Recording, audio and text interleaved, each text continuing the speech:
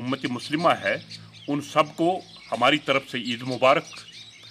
और इस वक्त हम ईद बड़े जोश खरोश से मना रहे हैं। इसमें हमारी ये परंपरा रही है, हमारी ये प्रेसिडेंस और रीत रही है कि दुनिया में जितने भी हालात बदल गए उसके बावजूद भी हमारे इलाके में ये ईद उल अज़हा या ईद उल फितर हो, हम मिलजुल के अपने सिख भाइयों, अपने पंडित भाइयों के साथ मिलकर मनाते हैं। जैसे हम उनके त्योहारों पे जाते हैं, वो भी हमारे त्योहारों पे आकर हमारे साथ ये ईद बड़े जोश खरोश से मनाते हैं। मुस्लिम भाइयों को आज दिल की उम्मीद गहराई से ईद मुबारक देना चाहती हूँ।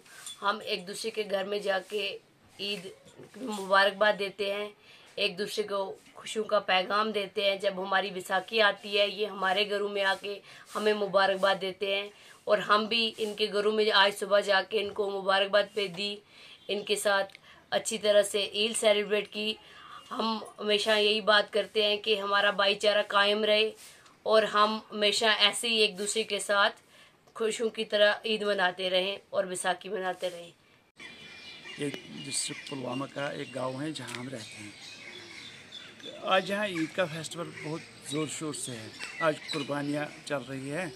मैं सुबह से लगभग 10-12 घरों को गया ईद मुबारक देने के लिए, क्योंकि जब भी यहाँ हमारा कोई त्यौहार होता है ये भी हमारे घर आते हैं। शिवरात्रि हो और कोई नवरात्रि हो, ये आते हैं हमारे घरों में मुबारक देने के लिए। और मैं भी सुबह से बहुत से घरों में, हमसाया घरों के अलावा और भी जो बाकी दोस्त अहबाब है उनके घर भी गया, उनको मुबारकबाद देने हैं। यहाँ पुराना कल्चर था कि एक दूसरे के घर जाते थे, चाहे सुख हो दुख हो, हर एक बंदा चाहे मुस्लिम हो, सरदार हो, हिंदू हो, एक दूसरे के घर जाते थे इनको मुबारकबाद देने के लिए, ताज़ियत करने के लिए। ये तो यहाँ पुराना कल्चर है।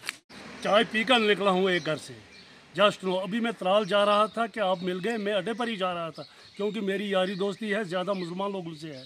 मैं उनको मुबारकबाद करने जाता हूँ और मेरे फ़ोन में जितनी भी कॉल्स हैं मैंने की हैं सुबह से। मैंने तमाम मेरे जो कुलीग हैं, यार दोस्त हैं, सबको मैंने मुबारकबाद दी है, ईद की मुबारक।